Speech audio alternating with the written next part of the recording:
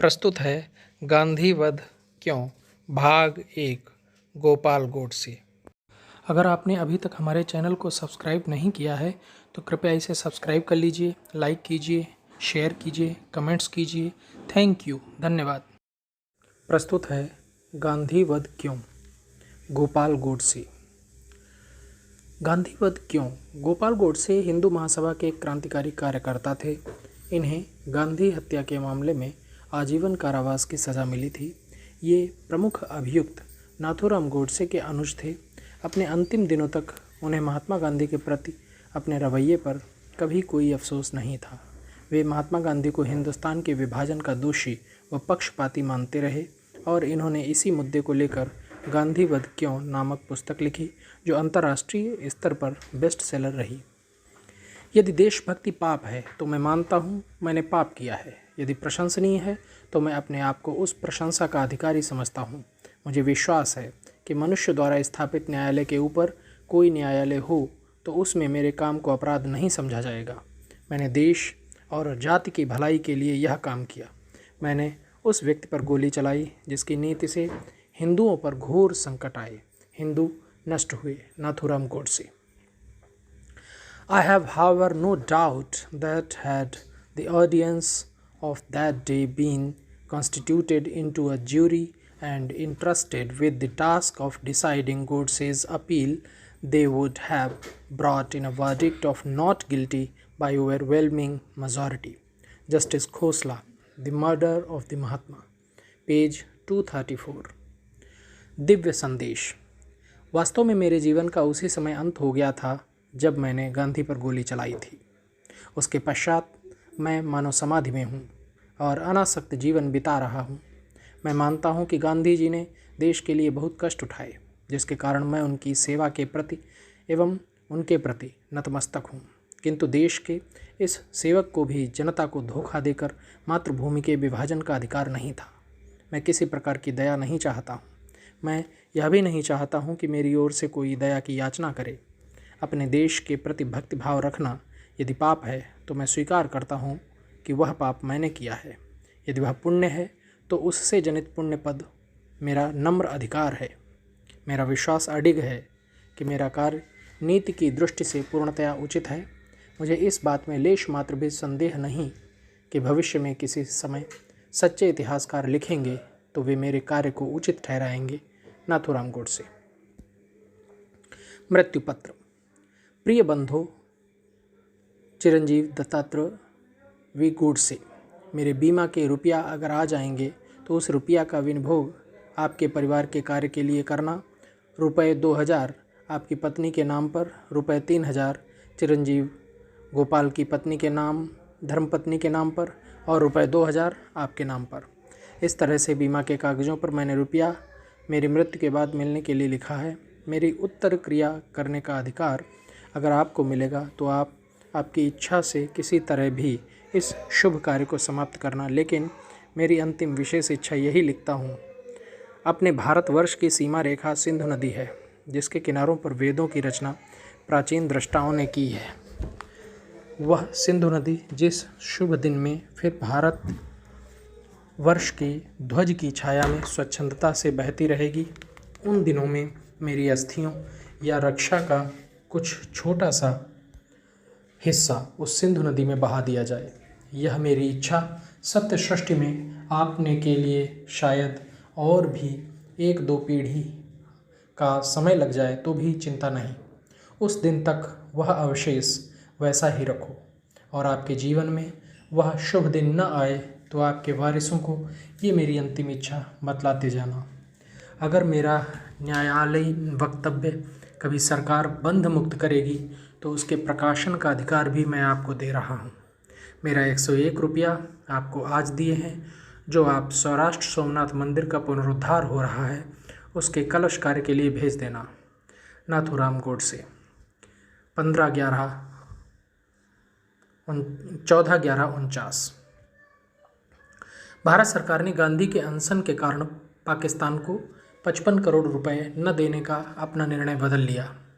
तब मुझे यह विश्वास हो गया कि गांधी जी की पाकिस्तान परस्ती के आगे जनता के मत को का कोई महत्व नहीं। नाथूराम गोडसे।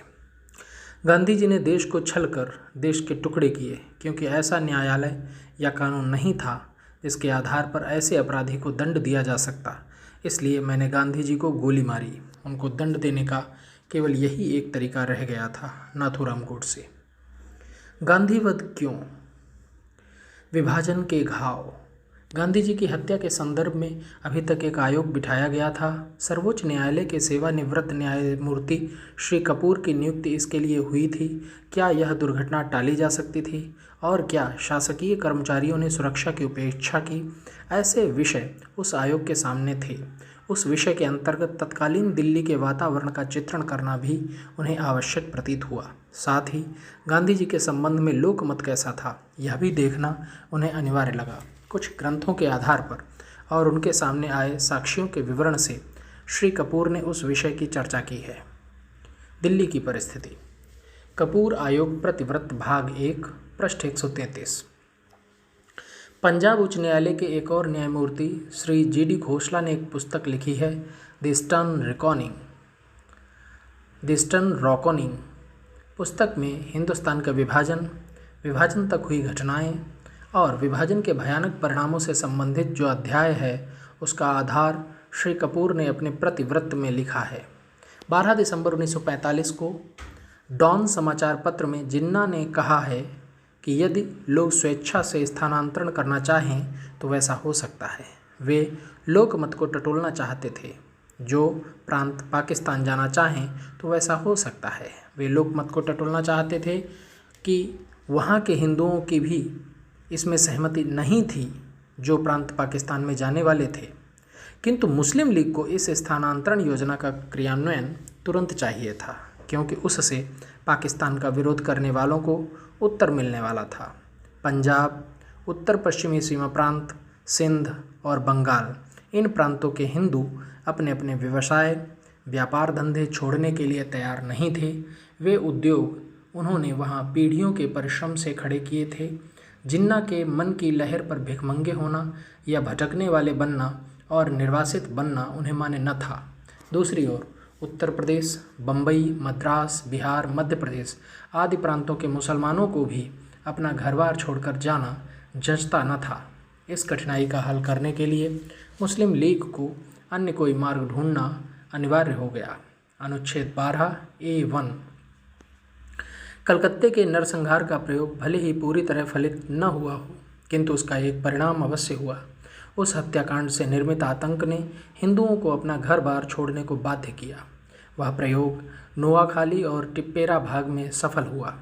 वहाँ के हिंदुओं के मन में भय उत्पन्न करना, उनकी संपत्ति की लूटपाट करना, स्त्रियों पर अत्याचार करना और हिंदुओं को सामूहिक रूप में भ्रष्ट कर मुसलमान बनाना उनके लिए सुलभ हुआ। यह मार्ग लोगों के स्थानांतरण की दृष्टि से लीग को अधिक उपयुक्त जंचा। बिहार में उसकी प्रतिक्रिया हुई। वहाँ के मुसलमानों को सिंध में जाना पड़ा था। लोगों के स्थानांतरण का प्रश्न दोबारा सम्मुख आया था। फिर 26 नवंबर 1946 को जिन्ना ने डॉन अखबार में प्रकाशित करवाया कि स्थानांतरण का प्रश्न तुरंत हाथ में लिया जाए। पूरे हिंदुस्तान में हिंदुओं ने इसका विरोध किया, किंतु मुस्लिम लीग ने उस मार्ग की पुनरावृत्ति की और ममदोद के नवाब जैसे पंजाब के मुस्लिम नेता ने इस स्थानांतरण कार्य को संपन्न करने की धमकी भी दी थी।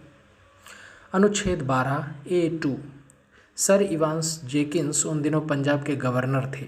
उन्होंने कहा कि नवाब ममदोद के वक्तव्य का सीधा अर्थ है कि पंजाब के हिंदुओं को पंजाब से छलपूर्वक निकालना, परंतु मुस्लिम लीग के नेताओं ने उसका प्रतिरोध किया और कहा कि पंजाब की बहुसंख्यक जनता के बीच इन अल्पसंख्यक हिंदुओं का रहना असुरक्षित और भयप्रद है।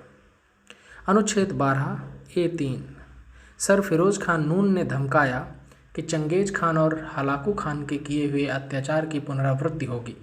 नून भूल गए थे कि वे मुसलमान नहीं थे। जनवरी 1946 में मुसलमानों ने अपना अत्याचारी आंदोलन प्रारंभ किया। उससे पंजाब के संयुक्त मंत्रिमंडल का शासन समाप्त हुआ। अनुच्छेद 12A4। आरोप लगाया गया कि पंजाब के हिंदू नेता और विशेषकर मास्टर तारा सिंह जी ने कड़े शब्दों में विरोध किया। वस्तुतः उन्होंने कड़े शब्दों का प्रयोग किया, इस बात का आधार तक न था। मुसलमान केवल बहाना ढूंढते थे। रावलपिंडी में हुए हिंदुओं के हत्याकांड का वर्णन रावलपिंडी का बलात्कार के नाम से जाना जाता है। अपनी प्राण रक्षा के कारण हिंदुओं को छल बल के कारण इस्लाम धर्म स्वीकार करना पड़ा। हिंदू और सिख स्त्रियों ने भारी संख्या में अग्नि में प्रवेश कर जौहर की प्रथा निभाई।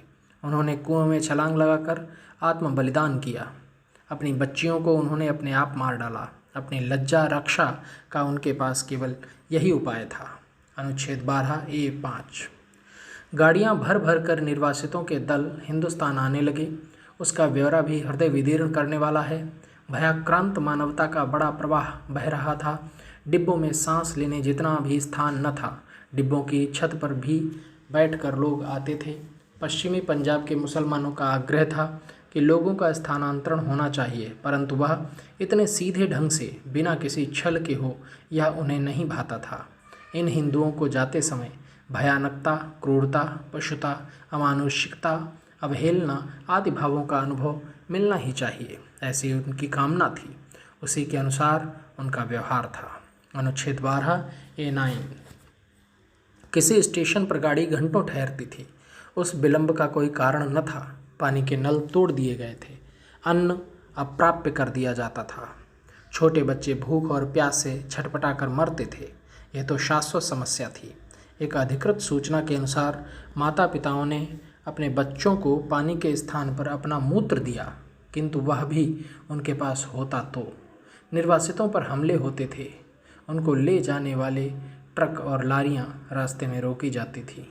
लड़कियां भगाई जाती थीं जो युवावस्था में थीं। ऐसी लड़कियों पर बलात्कार हुआ करते थे। वे भगाई भी जाती थीं और दूसरे लोगों की हत्या की जाती थी। यदि कोई पुरुष बच जाए तो उसके अपने प्राण बच गए, यह मानकर ही संतुष्ट रहना पड़ता था। अनुच्छेद 12A(10) निर्वासितों का काफिला झुंड की भांति चल रहा था।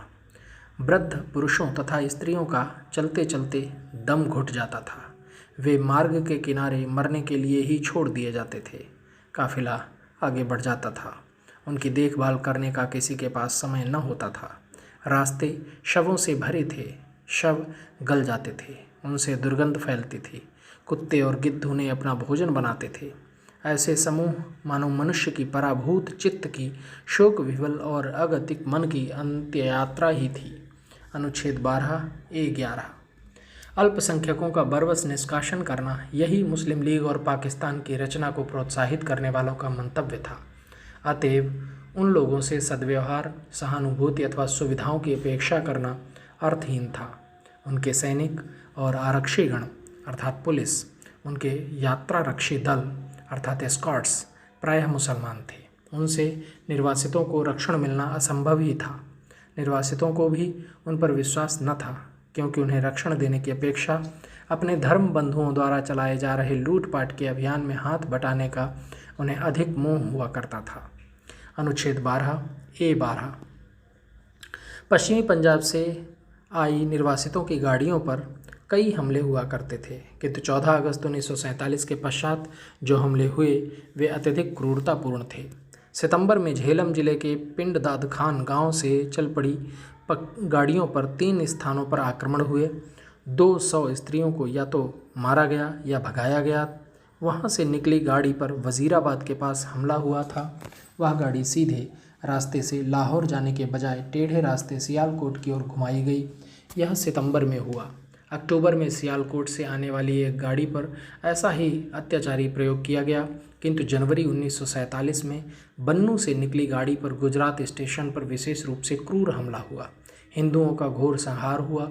उसी गाड़ी पर खुशाब स्टेशन पर भी हमला हुआ। मालकवाल, लाला मूसा, गुजरात और वजीराबाद जैसे दूर के मार्ग से लाहौर लाई गई। बिहार का सैनिक दल यात्रा रक्षा के लिए नियुक्त किया गया। उन पर भी शस्त्रधारी पठानों ने हमला किया और गोली बरसाई। यात्रा रक्षी दल ने प्रत्युत्तर में गोली चलाई, किंतु शीघ्र ही उनका गोला बारूद समाप्त हो गया। जैसे ही पठानों को ये भान हुआ, 3 सहस्र पठानों ने गाड़ी पर हमला कर दिया। 500 लोगों को कत्ल कर दिया। यात्री अधिकतर बन्नू की ओर के थे और उनमें से कुछ धनवान थे। उनको लूट लिया गया। यह सब जनवरी 1947 में हुआ। अनुच्छेद 12A(13) पार चिनार के हिंदुओं पर आसपास के परिसर के टोली वालों ने हमले किए थे। उनके घर लूटे गए थे, दुकानें लूटी गई थीं। प्रत्युत उन्हें कोहाट को स्थानांतरित किए जाने का प्रबंध किया गया ताकि वहां से रेलगाड़ी से उन्हें हिंदुस्तान भेजा जा सके। जब तक उनके रहने के लिए तंबुओं की छावनी बनाकर अच्छे संरक्षण में रखना तय हुआ। अनुच्छेद 12A(14) इस व्यवस्था के अनुसार उन हिंदुओं को छावनी में तो रखा, किंतु उन्हें न खाद्य सामग्री दी गई, न नियंत्रित भाव से अन्न धान्य। घर बार तो लूटे ही जा रहे थे, बर्फ गिरने लगी। हिंदुस्तान शासन ने इस घटना की ओर ध्यान दिलाया। उत्तर पश्चिमी सीमा प्रांत के राज्यपाल ने छावनी तोड़ने की आज्ञा दी, किंतु वहां रहने वालों ने वहां से निकलने से इनकार किया। अति प्रतिकूल वातावरण में भी वहीं रहने का उन्होंने निश्चय किया। अपने घर लौटने में उन्हें असुरक्षितता स्पष्ट रूप से दिखती थी, किंतु छावनी में भी दुर्भाग्य ने उनका पीछा न छोड़ा। 22 जनवरी को टोली वालों ने छावनी पर हमला किया। 130 हिंदू मारे गए, 50 घायल हुए, 50 जन भगाए गए। उनके बाद 1100 निर्वासितों को पार चिनार से कोहाट भेजा गया। अनुच्छेद 12A(15) पार चिनार हत्याकांड पाकिस्तान की लापरवाही का परिणाम था, ऐसा हिंदुस्तान टाइम्स ने अपने 18 जनवरी 1948 के अंक में लिखा है। युवतियों को भगाना और उनसे क्रूरतापूर्ण व्यवहार करना यह मानव के इतिहास का एक नीचतम अध्याय है। स्त्रियों को खींचा जाता था, भगाया जाता था, उनसे बलात् संभोग किया जाता था। वे ऐसे दुर्व्यवहार की लक्ष्य थीं। उन्हें एक पुरुष से दूसरे पुरुष को दिया जाता था। उनका व्यापार होता था, पशुओं जैसा उनका क्रय विक्रय होता था। इतना होने के उपरांत यदि कोई स्त्री को छुड़ा ले तो वे अपने पर ढाए अत्याचारों का वर्णन करती थीं, जो हृदय को कंपाने वाला होता था। अनुच्छेद 12A(16) बलात्कार, अपहरण, लूटपाट, आग लगाना, हत्या, नरसंहार जैसे कृत्यों की बातें जब पूर्वी पंजाब के लोगों तक पहुँची तब उसकी प्रतिक्रिया हुई। यह नहीं कह सकते कि वह प्रतिक्रिया गौरव करने योग्य थी, किंतु जनसाधारण सीमा पर स्थित संरक्षक दल का विश्वास नहीं कर पाते थे।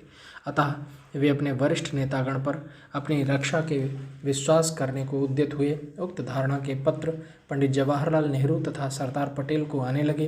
कुछ पत्रों में अपनी पत्नी या संबंधी को बचाए जाने की मांग थी। हिंदुस्तान के प्रधानमंत्री पर नीति अनुसार काम करने के आरोप लगाने वालों द्वारा वैसे ही हिंदुओं के प्रति सहानुभूति नहीं बरती जाती थी। उसी प्रकार पश्चिमी पंजाब में हिंदुओं ने प्राणों की आहुति दी, उसके प्रतिदान में आप स्वराज के फल चखते हैं, ऐसे आरोप भरे पत्र भी उन्हें आते थे। जिन संबंधियों की खोज न होती थी उनके विषय में भी लिखा जाता था। अनुच्छेद 12A(17) प्रतिदिन प्रति सप्ताह पश्चिमी पंजाब से हिंदुओं के झुंड और काफिले हिंदुस्तान में आते रहते थे। वे रेलगाड़ी से आए, लारियों से आए, बैलगाड़ियों से आए और पैदल भी आए।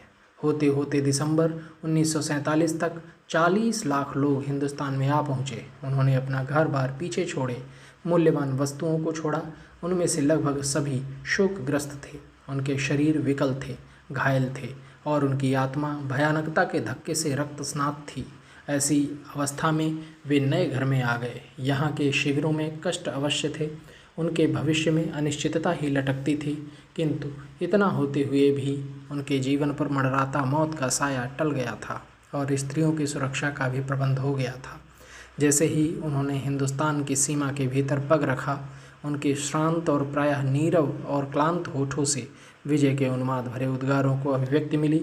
हम आश्रय पा सके, हम आपत्ति मुक्त हुए। इस भावना से वशीभूत हो वे रो पड़े। अपने सूखे होठों से उन्होंने जय हिंद के स्वर में हिंदुस्तान वंदना प्रदान की। अनुच्छेद 12A(18) सिंध के सुल्तानकोट में मुस्लिम लीग की एक परिषद इकट्ठी हुई थी। वहाँ पर एक गीत गाया गया जिसमें पाकिस्तान बनवाने में हाथ बटाने वालों की मनोकामना प्रतिबिंबित होती है। गीत की पंक्तियाँ हैं: पाकिस्तान में इस्लाम का स्वतंत्र केंद्र निर्माण हो, पाकिस्तान में बिगर मुस्लिम लोगों का मुंह तक देखने का दुर्भाग्य न हमें हो। मुस्लिम राष्ट्र के घर तभी जगमगा उठेंगे जब पाकिस्तान से मूर्ति पूजक कांटों का अस्तित्व मिट जाएगा। हिंदुओं का कर्तव्य है मात्र गुलाम रहना। ऐसे गुलामों को राज्य शासन में भाग लेने का अधिकार कैसे प्राप्त हो सकता है? राज्य चलाने में उन्हें कभी भी यश नहीं मिला है। अनुच्छेद 12A(19) जालंधर और लुधियाना के बीच, उसी प्रकार लुधियाना और राजपुरा के बीच गाड़ियों पर हिंदुओं के हमले हुए। कहा गया कि पटियाला के सिख इसके लिए उत्तरदायी थे। उन दिनों के अधिकारियों ने उन हमलों को रोकने का प्रयत्न किया, किंतु सिख स्वयं अपने को रोकें उनके मन की अवस्था न थी। और इस बात का भी स्मरण रहे कि उस समय तक पश्चिमी पाकिस्तान में मुस्लिम क्रोध का लक्ष्य सिख ही बने थे। सिखों का जीवन कहीं भी सुरक्षित नहीं था, वे जहाँ भी नजर आए कत्ल कर दिए जाते थे। अनुच्छेद 12A-20। सिंध में भी इसी प्रकार की घटनाएं हुई। 11 जनवरी 1948 को एक घटना प्रमाण के रूप में प्रमाण क्रमांक 260 लिखी गई। 850 हिंदू निर्वासितों का एक जत्था 9 जनवरी 1948 को ओखा सौराष्ट्र पट्टन बंदरगाह पर उतरा। क्वेटा मेल से जो लोग क्वेटा से कराची गए उस टुकड़ी के वे लोग थे, उन्हें रास्ते में लूट लिया गया। हत्याओं जैसी घटनाओं का भी उन्होंने स्वयं अनुभव किया। उसी प्रमाण में यह भी लिखा हुआ है कि सिखों सहित सिंधी हिंदुओं की भी किस प्रकार हत्याएं हुईं। स्त्रियों के अलंकार छीने गए, नथ जैसे अलंकार भी छीने गए। अनुच्छेद 12A-21। 15 जनवरी 1947 का एक प्रपत्र अर्थात डॉक्यूमेंट प्रमाण क्रमांक 260 उद्धृत किया है। वह परिपत्रक सर्कुलर है। यह पत्र बम्बई के गुप्तचर विभाग के deputy inspector general of police की ओर से जिले के आरक्षी अधीक्षक अर्थात पुलिस सुपरिंटेंडेंट तथा संभागीय DIG को भेजा गया है। उसमें लिखा है कि 6 जनवरी 1947 को कराची में हिंदू और सिखों पर हमला हुआ और मुसलमानों ने उन पर कठोर अत्याचार किए। उन निर्वासितों का एक जत्था 850 हिंदुओं का है। वह काठियावाड़ में ओखा बंदरगाह पर पहुंचा है। और भी निर्वासित आने वाले हैं। उनमें सब स्तर के लोग हैं। उनमें महाराष्ट्रीय, पंजाबी, सिंधी, काठियावाड़ी, मारवाड़ी आदि सब प्रांतों के लोग हैं। निर्वासितों को चाहिए मुसलमानों का रक्त, ऐसा उस परिपत्रक में बताया गया है। अनुच्छेद 12A-22। न्यायमूर्ति कपूर प्रदत्त संदर्भ और उनका दिल्ली की उन दिनों की अवस्था का विवेचन पक्षपातपूर्ण है, एक पक्षीय है। इस प्रकार की आपत्ति कोई करे यह असंभव नहीं है। साधारणतः यह कहा जाता है कि जिस प्रकार मुसलमानों ने हिंदुओं का संहार किया उसी प्रकार हिंदुओं ने मुसलमानों का किया, अतः क्रूरता के लिए दोनों ही उत्तरदायी हैं। विभाजन के पाप पर पर्दा डालने का यह एक छद्मी युक्तिवाद है। ऐसे अभय पक्ष की क्रूरता के उपरांत हिंदुस्तान का अभंगत्व जैसे का तैसा ही रहा होता तो उस नरसंहार को लेन देन हो गया और शेष लेन देन कुछ न रहा, ऐसा कहा जा सकता है। किंतु विभाजन हाथ में लेने के लिए मुस्लिम लीग ने प्रकट रूप से नरसंहार और अत्याचार का कार्य चालू रखा था। प्रतिकार हुआ, वह विभाजन रोकने के लिए नहीं हुआ, अपितु उर्वरित हिंदुस्तान में ऐसे अत्याचारों को रोका जाए इस उद्देश्य से। दूसरी बात, विभाजन की प्रक्रिया में लोगों का स्थानांतरण उसी परिणाम में हुआ होता तो रक्तपात का दोष एक ही जाति विशेष पर न रखा जाता, परंतु वैसा न हुआ। हमारे पास संख्या बल शौर्य होते हुए भी हमारे नेतागण विशिष्ट उद्देश्य के मोहपाश में आबद्ध रहे और मुस्लिम आक्रामक रवैये के सामने उन्होंने सर झुकाया। हमारे नेतागण के व्यवहार की आड़ में मुस्लिम संक्रमण से दिल्ली पर जो आघात पहुँचे वही पृष्ठभूमि गांधी हत्या के विषय की खोज के संदर्भ में अभिप्रेत थी। इसीलिए न्यायमूर्ति कपूर ने उस विषय से संबद्ध भाग अंकित किया है, ऐसा मेरा विचार है। निर्वासित और गांधी जी। अपने प्रतिवृत्त में न्यायमूर्ति कपूर ने गांधी वध के कारणों का विवेचन किया है। देखिए खंड 1 पृष्ठ 226 में वे लिखते हैं, कई गवाहों का आग्रहपूर्वक कहना था कि 55 करोड़ रुपए पाकिस्तान को न देने का निर्णय भारत शासन ने ठुकराया। यह गांधी वध का एक प्रमुख कारण था। मंत्रिमंडल ने यह निर्णय 9 जनवरी 1947 को लिया था। 13 जनवरी को गांधी जी ने अनशन प्रारंभ किया। 14 जनवरी को मंत्रिमंडल की फिर मीटिंग हुई। उस मीटिंग में 55 करोड़ रुपए न देने के निर्णय को बदल दिया गया। गांधी जी ने उस बदले निर्णय को अद्वितीय अर्थात यूनिक कहा। गांधी जी के एक शिष्य श्री प्यारेलाल ने Mahatma Gandhi the last phase पुस्तक लिखी है। उस पुस्तक के दूसरे खंड के पृष्ठ 719 पर वे लिखते हैं, निर्णय को इस प्रकार बदलने के पीछे मंत्रिमंडल का क्या हेतु था। गांधी जी ने स्वयं से ही प्रश्न पूछा। निश्चय ही मेरा अनशन, उन्होंने ही उत्तर दिया। अनशन से पूरा दृष्टिकोण ही बदल गया। यदि मैं अनशन न करता तो वे अपनी योजना के अनुसार चलते, वे उतना ही करते जितना योजना के अनुसार था। ऐसी योजना के उपरांत एक कानून अस्तित्व में आता है। इंग्लैंड में ऐसा कानून सैकड़ों वर्षों तक प्रयोग हुआ है। जहाँ सामान्य कानून अधूरा होता है, वहाँ न्याय बुद्धि इक्विटी से काम होता है। अनुच्छेद 12(1)। प्यारेलाल जी ने अपनी पुस्तक के खंड 718 पृष्ठ पर लिखा है कि गांधी जी से पूछा गया, क्या आपके इस अनशन का गुजरात अर्थात उस समय का पंजाब में गुजरात स्टेशन पर निर्वासितों के गाड़ी पर हुए हमले पर, नरसंहार पर, उसी प्रकार कराची के हत्याकांड पर प्रतिकूल परिणाम नहीं होगा? गांधी जी बोले, मेरे मन में उस संभाव्य परिणाम का विचार आ गया था, परंतु ऐसा विचार कर मैं स्वयं को सत्य मार्ग से विचलित नहीं होने देता। अनुच्छेद 12(2)। पाकिस्तान को यह प्रदान होने के बाद श्री गाडगिल, NV गाडगिल, जो उस समय के केंद्रीय मंत्री थे, महाराष्ट्र में गए और उन्होंने वहाँ का दौरा किया। उन्होंने कहा कि गांधी जी की यह नीति वहाँ की अधिकांश जनता को अच्छी नहीं लगी। श्री गाडगिल लौटकर दिल्ली आए। जब वे गांधी जी से मिले, उन्होंने कहा, मैंने लोगों को बताया कि हमने गांधी जी के प्राण 55 करोड़ की तुच्छ राशि देकर मोल लिए। गाडगिल जी ने कहा, मुझे तनिक अभ्यास नहीं था कि ये अमूल्य प्राण थोड़े ही दिनों में हमसे विदा लेने वाले हैं। उनके विचारों के अनुसार प्रार्थना स्थल पर हुआ विस्फोट 55 करोड़ रुपए प्रदान की प्रतिध्वनि थी। अनुच्छेद 12(1)। श्री राजगोपालाचारी ने, जो माउंटबेटन के पश्चात वायसराय बने, उन्होंने एक ग्रंथ लिखा है जिसका नाम है गांधी जी की शिक्षा और उनका तत्वज्ञान, गांधी जीज टीचिंग एंड फिलॉसफी। राजा जी ने लिखा है, सरदार पटेल के शब्द थे कि गांधी जी 55 करोड़ की राशि पाकिस्तान को देने का हठ कर बैठे, जिसका परिणाम उन्हें उनके वध के रूप में मिला। गांधी जी ने 55 करोड़ जैसी बड़ी राशि पाकिस्तान को प्रदान करने के लिए आदेश दिया, और वह भी देश की कठिन अवस्था में, जब पाकिस्तान हिंदुस्तान के विरुद्ध सैनिक हमलों के दुष्ट कार्यक्रम बनाने में व्यस्त था और उनको कार्यान्वित करने पर भी तुला हुआ था। उस समय उस घटना में हिंदुओं के मन में जो क्षोभ हुआ, उसका प्रकटीकरण उनकी हत्या में हुआ, ऐसा सरदार पटेल का मत था। महाराष्ट्र के उग्र मत के छोटे से सैन्य दल को ऐसा लगा कि गांधी जी देश विनाश के उच्चतम बिंदु पर हैं। उस दिल की भावना हुई कि अब अपराध क्षम्य नहीं है। उस दल ने सोचा कि गांधी जी को इस जगत से हटा दिया जाए, क्योंकि बिना उनकी हत्या के और कोई भी मार्ग उनके लिए परिणामकारक नहीं होगा। अनुच्छेद 12(4)। आगे चलकर राजा जी लिखते हैं कि यह हत्या 55 करोड़ के कारण हुई हो अथवा अन्य किसी भूतकालीन कारण से वह हुई हो, इस विषय में गांधी जी का मत था कि भारत विभाजन में दोनों ओर से स्वीकृत अनुबंध का पालन दोनों को करना चाहिए।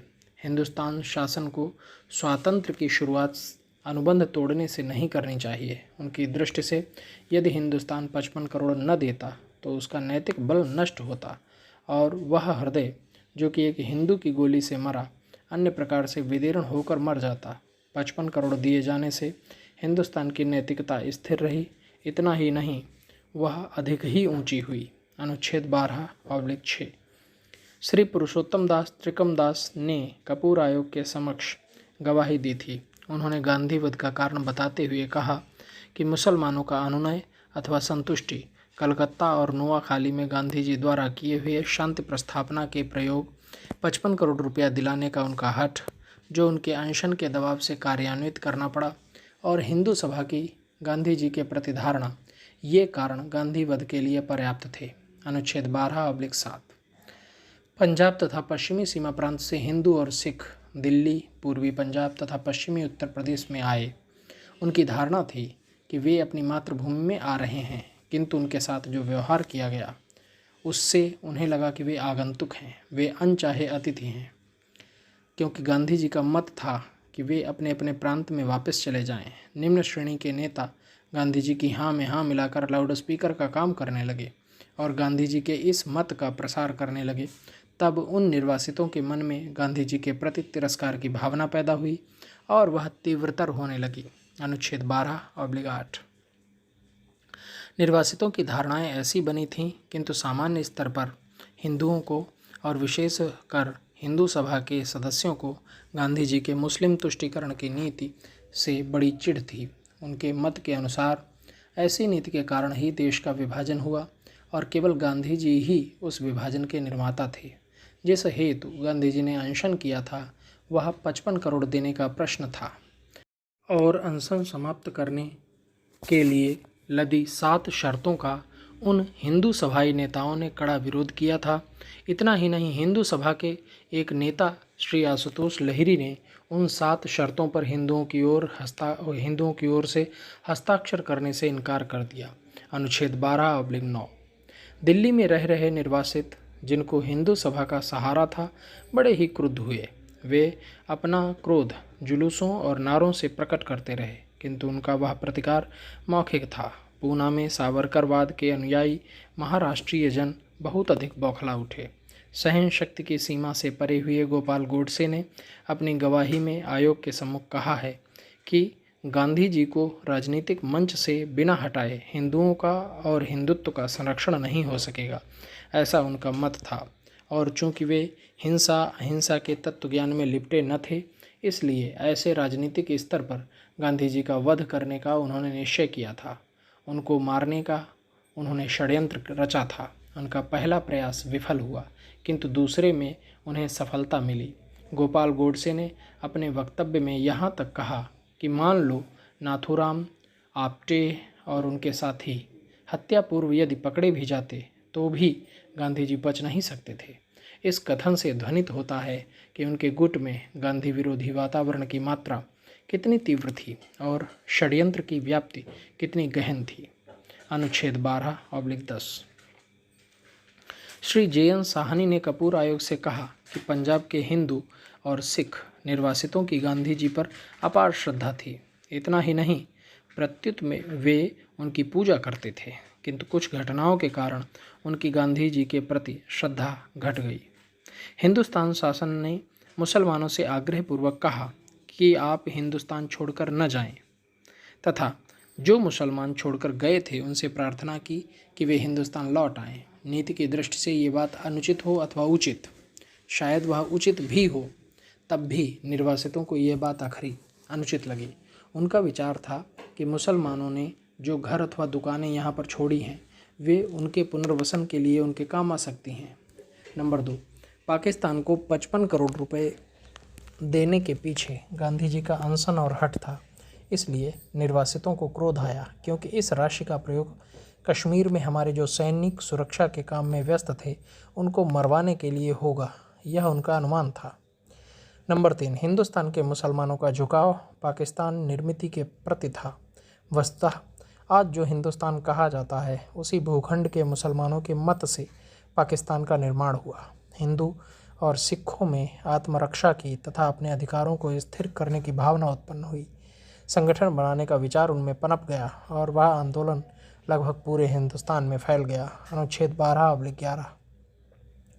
गांधी जी अपने प्रवचन उपरांत प्रश्नोत्तर में स्पष्ट कहा करते थे कि मुसलमानों का संरक्षण होना चाहिए, भले ही निर्वासित हिंदू सिखों को कितना भी कष्ट उठाना क्यों न पड़े, उनके परिवार को भूखा रहना पड़े, खुले आकाश के नीचे ठंड में सिकुड़ना पड़े, तो भी कोई बात नहीं। दूसरी ओर गांधी जी अमानवीय अत्याचार सहकर आए हिंदू सिखों के प्रति सहानुभूति प्रकट नहीं करते थे।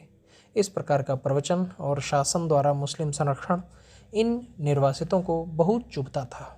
इन भावनाओं का हिंदू सभा ने, विशेषकर उनके उग्र विचारवादी घटकों ने, उनमें भी दक्षिण के अर्थात महाराष्ट्र के घटकों ने पूरा लाभ उठाया। अनुच्छेद 12/12। पश्चिमी पाकिस्तान से आए हुए हिंदू और सिखों की ओर से और विशेषकर हिंदुस्तान के सब हिंदुओं की, उसमें भी हिंदू सभा पक्ष की यह धारणा बनी कि कांग्रेस ने मुस्लिम तुष्टीकरण की जो नीति अपनाई है उसका कुपरिणाम है पाकिस्तान के हिंदुओं की हत्या। इसी अनुनय से तथा तुष्टीकरण प्रवृत्ति से पाकिस्तान का निर्माण हुआ और वहाँ के हिंदुओं को बेघर होना पड़ा। न केवल गांधी जी के मुख से, प्रत्युत छोटे मोटे कांग्रेसी नेतागणों की सभाओं में भी इस अनुनय का उपक्रम चालू रहा। इतना ही नहीं, उन्होंने अपने प्रचार से गांधी जी को भी पछाड़ दिया। अनुच्छेद 12/13। गांधी जी के चेलों ने गांधी जी को भ्रम में रखने के लिए बताया कि मुसलमानों पर बड़ा अत्याचार हो रहा है। उन्होंने गांधी जी की धारणा बनाई कि निर्वासितों के पास बड़ा धन है, वे सुख चैन से रहते हैं और शासन द्वारा दी हुई सुविधाओं का वे दुरुपयोग कर रहे हैं। ऐसे झूठे प्रचार से निर्वासित संतप्त हुए तथा वे इन लोगों से घृणा करने लगे। कारण, कांग्रेस के कुछ नेता मुसलमानों को प्रसन्न करने के प्रयास में व्यस्त थे। निर्वासित हिंदुओं की अनिवार्य वस्तुओं की उपलब्धता से भी वे आनाकानी करते थे। अनुच्छेद 12/14। न्यायमूर्ति कपूर का अभिप्राय है कि ऊपर लिखित कारणों से ऐसा लगेगा कि निर्वासित गांधी जी के प्रति ऐसे रुष्ट हुए थे कि वे उनको मारना चाहते थे, परंतु वस्तु स्थिति वैसी नहीं थी। गांधी जी ने जो कुछ अच्छा कार्य किया था उससे पंजाबी, हिंदू, सिख और अन्य जनों के संकट काल में गांधी जी ने जो सहारा दिया था उसके लिए उनका गांधी जी के प्रति आदर भाव था। विभाजन से निर्वासित अन्य मनस्क हुए, किंतु आदर की मात्रा उनमें अधिक थी। गवाह श्री साहनी ने कहा है कि निर्वासित नहीं चाहते थे कि गांधी जी को शारीरिक हानि पहुंचाई जाए, किंतु सावरकर वाद को पुरस्कृत करने वाले लड़ाकू महाराष्ट्रीय गुट के लोग इतने अधिक संतप्त हुए कि जो महात्मा थे वे तत्ववेत्ता थे, जो राजनीतिज्ञ थे, जो बाएं गाल पर थप्पड़ खाने पर दायां गाल सामने करने वाले तत्व पर श्रद्धा रखने वाले थे, उनकी गोली का शिकार हुए। अनुच्छेद 12/14। न्यायमूर्ति कपूर का निष्कर्ष यह कि संभवतः निर्वासित गांधी जी को शारीरिक हानि नहीं पहुंचाना चाहते थे, वस्तु स्थिति से सुसंगत रखने वाला नहीं था। कपूर रिपोर्ट में लिखित कुछ गवाहों का वक्तव्य देखिए। श्री रंधावा एक गवाह थे जिनका अनुक्रम 18 था। उन्होंने कहा कि अनशन के दिनों में निर्वासित गांधी जी के विरुद्ध प्रदर्शन करते थे और मरता है तो मरने दो ऐसे नारे भी लगाते थे। अनुच्छेद 12(e)(24) पृष्ठ 187। उपवास के समय परिस्थिति बड़ी ही विषम थी। सब स्थानों पर हल्ला गुल्ला था। निर्वासित बड़े ही चिढ़े हुए थे। जत्थों के रूप में बिरला भवन पर आते थे, गांधी जी को मरने दो नारे लगाते थे। उसका कारण आंशिक रूप से गांधी जी का 55 करोड़ रुपया देने का दुराग्रह ही था। दूसरा कारण निर्वासितों को सहायता देने के बजाय मुसलमानों को ही सहायता देने का था। अनुच्छेद 12(e)(24। श्री रंधावा उन दिनों दिल्ली के उपायुक्त अर्थात डिप्टी कमिश्नर थे। न्यायमूर्ति कपूर ने पृष्ठ 166 पर अनुच्छेद 12(c)(29) अभिप्राय दिया है कि यह आयोग इस बात से सहमत नहीं है कि पंडित नेहरू तथा अन्य मंत्रियों को आने वाले निर्वासितों के प्रति सहानुभूति न थी। श्री J.A. साहनी के कथन से नेहरू की मनःस्थिति प्रतिबिंबित होती है, किंतु शरणार्थी वैसा मानने को तैयार नहीं थे और गांधी जी जब अपने प्रार्थनोत्तर भाषण में सहानुभूति की झलक भी नहीं दिखाते थे तब निर्वासित क्रुद्ध हो उठते। चूँकि गांधी जी का अर्थ है कांग्रेस, कांग्रेस का अर्थ है गांधी जी, यही उनका समीकरण था। जब गांधी जी कहते तुम अपने अपने घर लौट जाओ, तब निर्वासित और भी बौखलाते। वे वापस जाने को जरा भी तैयार न थे, भले ही उसके लिए उन्हें कोई भी त्याग करना पड़े। वहाँ पर उनके साथ जिस प्रकार का दुर्व्यवहार हुआ था उसका उन्हें पूरा अनुभव था और यह भी संभावना न थी कि पाकिस्तानी अधिकारी और लोग उनसे कोई अच्छा व्यवहार करेंगे। मुजाहिद, रजाकार, खासकर लीग के कार्यकर्ता वहाँ वैसे ही वहाँ के अधिकारी निर्वासितों का सद्भावना से, प्रेम भाव से स्वागत करेंगे, यह अपेक्षा उन्होंने नहीं की थी। तो यह था गांधीवध क्यों का भाग 1। अगर आपने अभी तक हमारे चैनल को सब्सक्राइब नहीं किया है तो कृपया इसे सब्सक्राइब कर लीजिए, लाइक कीजिए, शेयर कीजिए, कमेंट्स कीजिए। थैंक यू, धन्यवाद।